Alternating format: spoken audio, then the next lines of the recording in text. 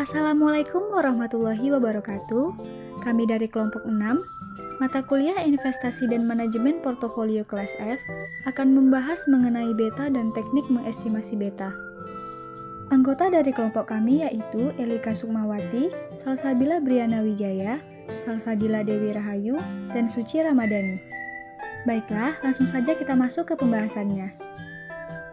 Baiklah, saya akan menjelaskan pengertian dari beta. Apa itu beta?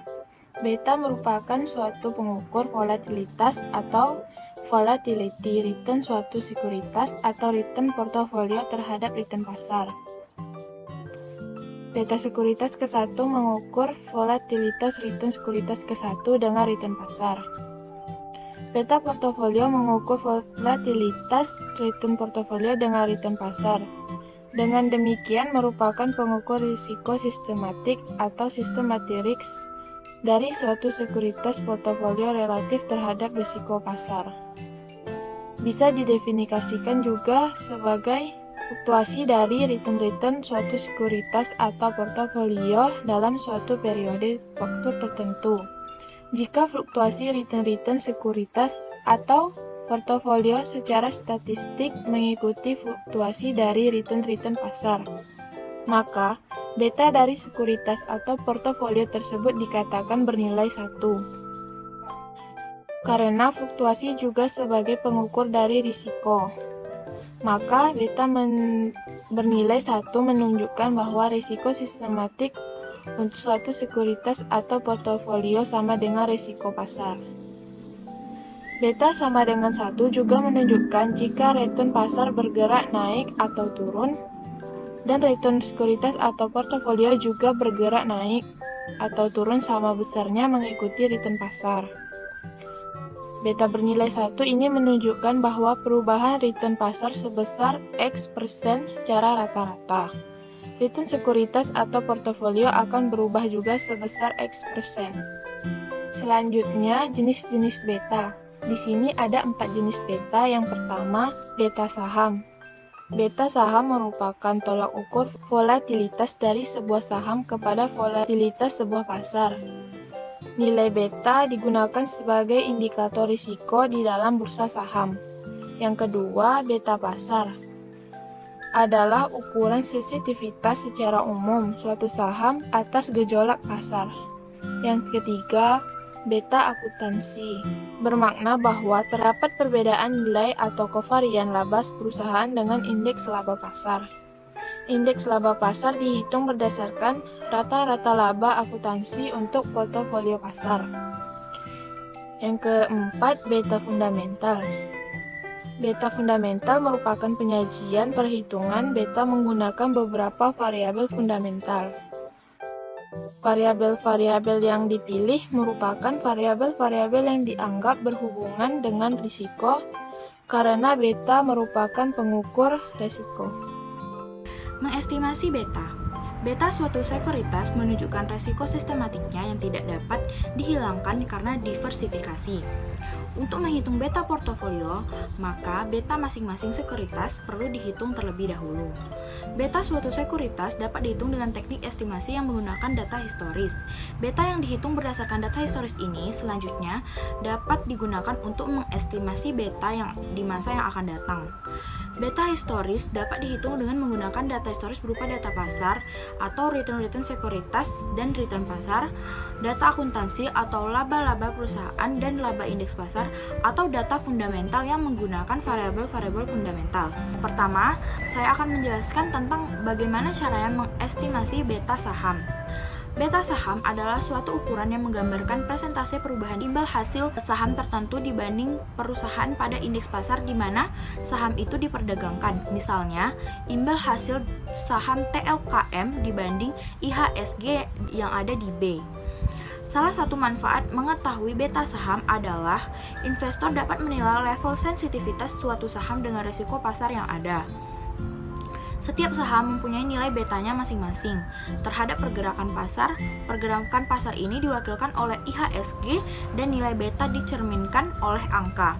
Nilai-nilai beta ada 4, yaitu beta saham lebih dari 1, lalu yang kedua beta saham sama dengan 1, yang ketiga beta saham lebih kecil dari 1 tidak negatif, dan yang keempat yang terakhir yaitu beta saham negatif.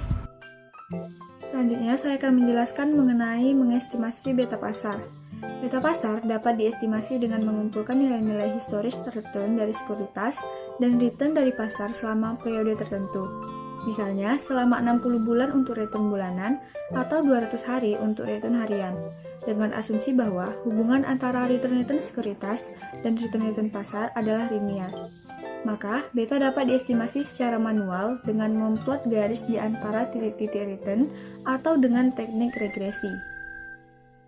Jika menggunakan teknik regresi, peneliti umumnya menggunakan return sekuritas sebagai variabel dependen dan return pasar sebagai variabel independen dengan persamaan berikut.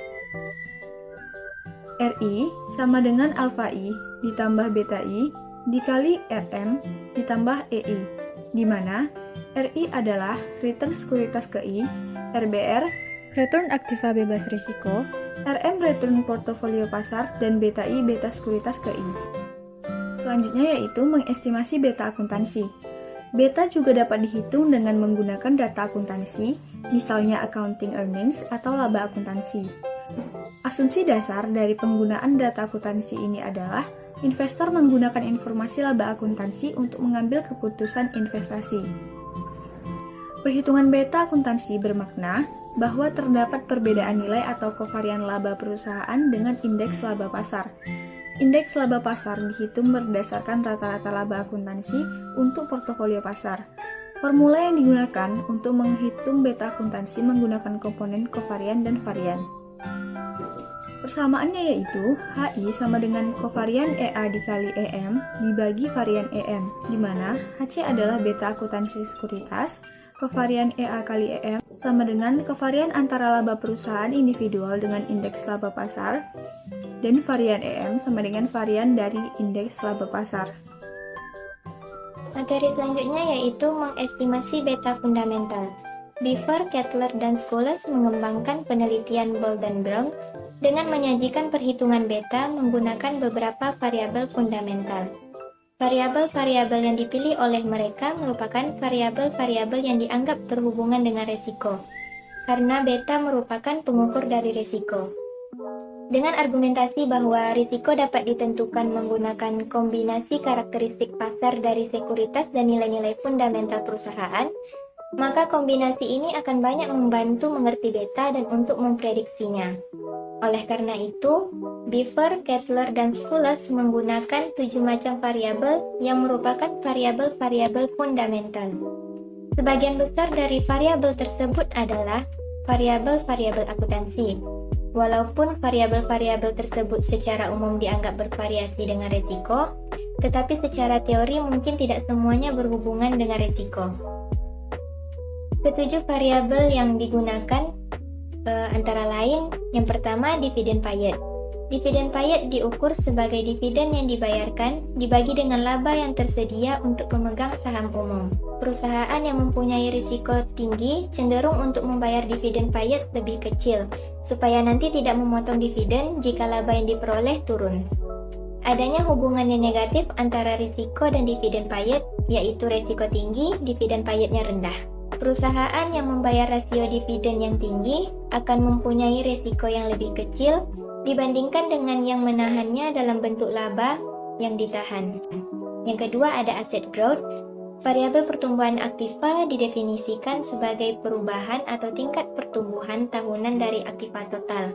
Variabel ini diprediksi mempunyai hubungan positif dengan beta. Hubungan ini tidak didukung oleh teori.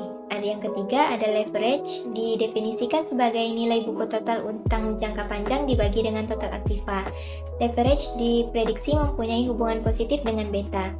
Bowman menggunakan nilai pasar untuk total utang dalam menghitung leverage dan mendapatkan hasil yang tidak berbeda jika digunakan dengan nilai buku. Yang keempat ada liquidity.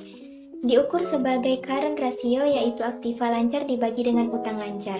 Likuiditas diprediksi mempunyai hubungan yang negatif dengan beta, yaitu secara rasional diketahui bahwa semakin liquid perusahaan, semakin kecil resikonya. Selanjutnya ada asset size. Variabel ukuran aktiva diukur sebagai logaritma dari total aktiva. Variabel ini diprediksi mempunyai hubungan yang negatif dengan resiko. Ukuran aktiva dipakai sebagai wakil pengukur atau proksi besarnya perusahaan. Perusahaan yang besar dianggap mempunyai resiko yang lebih kecil dibandingkan dengan perusahaan yang lebih kecil.